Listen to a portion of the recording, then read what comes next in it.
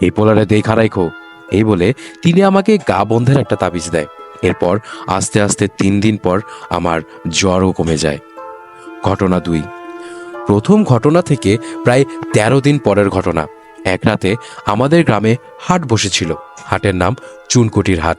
সেখানে আয়োজন হতো বিশাল এক মেলার। গ্রামের ছোট বুড়ো সবাই মিলে সেই মেলায় ঘুরে বেড়াতো। সেখানে আবার মাছের বিশাল বাজারও বসতো, যেখানে টাটকা ইলিশ, রুই, কাতলা আর বিভিন্ন মাছের সমাহার দেখে সবার চোখ ঝাঁঝানো অবস্থা। সেই হাট থেকে দুটো টাটকা 2 কেজি ওজনের রুই মাছ কিনে আমি বাড়ির উদ্দেশ্যে ফিরছিলাম। পূর্ণিমার চাঁদের আলোতে গ্রামের আঁকা বাঁকা মেঠো পথ খুব পরিষ্কারভাবেই দেখা যাচ্ছিল। কিন্তু গ্রামের সেই সময় রাত 8টা বাজতে বাজতেই একদম নীরব হয়ে যায়। আমার পায়ের হাঁটার শব্দ আর ঝিঝি পোকার শব্দ ছাড়া আর কিছুই শোনা যাচ্ছে না।